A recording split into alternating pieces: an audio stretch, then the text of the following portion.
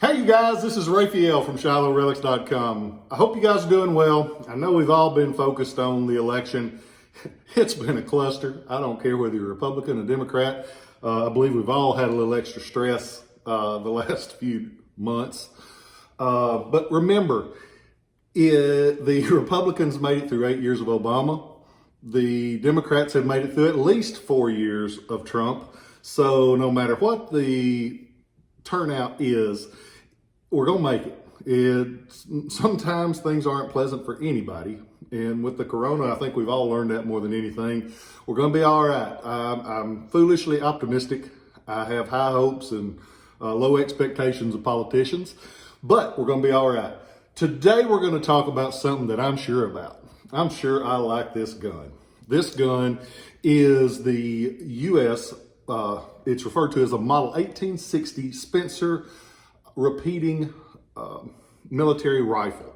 They made these, when you just glance, you might think, well, that's just a standard Spencer carbine. They made a lot of Spencer carbines, but this is the rare rifle. And how do you know right off the bat? The stock is the quick way. A regular Spencer carbine is going to have one barrel band and a short stock, short barrel. The Model 1860 Spencer carbine has a 22-inch barrel. Model 65 has a 20-inch barrel. These have a 30-inch barrel. So, long barrel, the stock will have 3 barrel bands instead of 1, and they're just bigger. They're the same gun from their back. The forward part is what makes it a rifle instead of the standard carbine. The guns, the Spencer itself was patented March 6th, 1860. So just before the war, and it was one that changed the game. There are a few things that let us know, man, something's changing. And what a good day to talk about that. Something's going to change. It's in one way or another. And I still don't know. I'm going to skip it. 52 caliber cartridge, metallic cartridge. And that metallic cartridge that these fired changed the game. Because instead of loading once and getting a chance to fire and then having to reload, in the back of these guns, there's a metal tube. And that tube changed the game.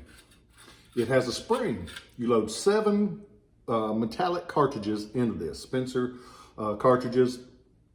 There was a Confederate that got captured, or they say that there's a Confederate that got captured by the 5th Michigan Cavalry under Custer at Gettysburg. And he is reported to have said, and it stuck with it, he said, that gun, you load it in the morning and you fire it all day long. And when you have a flintlock or a smoothbore 69 caliber, somebody's shooting one of these at you, I'm sure it felt like that. But it fires 7 guns. 7 guns, it fires 7 cartridges. And all you have to do to get that thing ready to go, cock it back, drop it down, it ejects the cartridge, you're ready to go again. I mean, that's quick, especially compared to loading with a ramrod, tearing the cartridge, putting the cartridge in, and somebody's got one of these. You're at least a 7-to-1 disadvantage if you have a regular musket compared to one of these. So it was prized by the guys that had it. Only one regiment that had them at Gettysburg, and that was the 5th Michigan Cavalry under Custer. Let's see, I want to be sure I hit all the points. I stayed up late the last 2 nights listening to political stuff, so my brain's a little fuzzy. They made 144,500 of these. 372 of them went to the U.S. government. The majority of those that went to the U.S. government were the carbines, because they were, I guess they were shorter, less expensive to make, and they made, of these, this is referred to as the Army model. And you hear me talk about Army model in pistols, and that denotes the caliber. Nope, this is just the Army model, because they did do a Navy model, which is a lot more scarce. One of these days I'll get one of those and we'll talk about those. They made this Army model, 1863, 1864. They did 11,470 of them that got delivered to the U.S. government. How do we know it's one that went to the U.S. government? It's got the cartouche on the back. This one you can see traces of it. And most of the time, that's all you can see. And it's traces of that little oval stamp. with the inspector's initials in the middle of it. And that lets us know that it's a military model rather than a civilian purchase, because they did sell them. If something was a little bit off on it that wouldn't pass muster with the government, instead of getting rid of it, they sold it to the private market. And some of those saw service too, but this one we know for sure. They are, will have serial numbers under the barrel and on the back of the frame. And the one on the frame will look like this. It's stamped underneath the barrel, so in order to see it, you have to take that forestock off. Leave it alone, because you run a risk of messing up the wood or the barrel bands. I always recommend just leaving them alone. They will have just a simple marking for one of the most important guns of the Civil War. It has a very simple marking. Up on top of the frame, it has this. And it'll say Spencer Repeating Rifle Company, Boston, Massachusetts. And they put that patent of March 6th, 1860 in there as well. So this one is available as of the time of this video on the website, ShilohRelics.com. I've got other carbines, I've got other rifles, and there's a little bit of everything on there right now.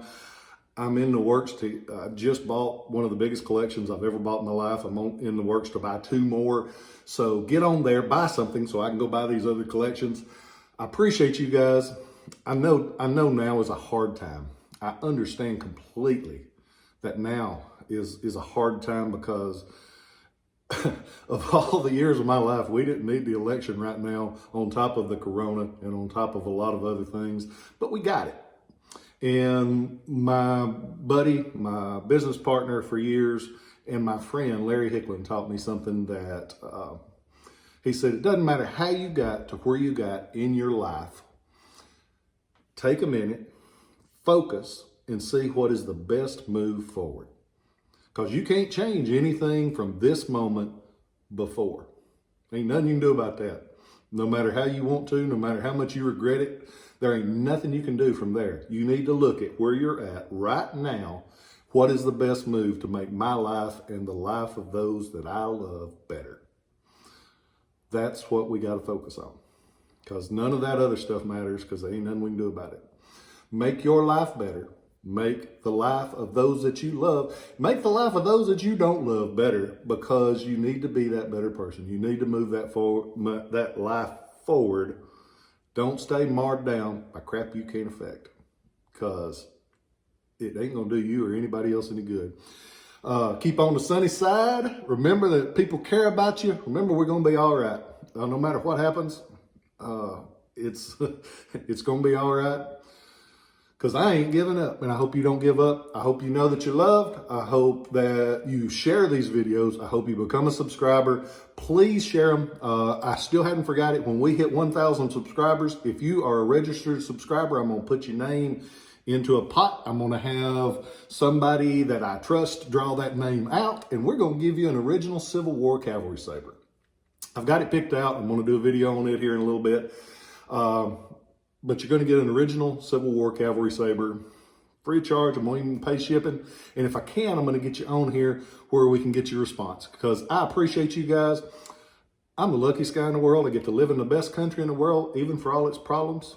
It's the best deal going. Ain't nowhere else in the world I'd rather live. So appreciate your life. Make it a better one, and I'll catch you next time. Love you guys.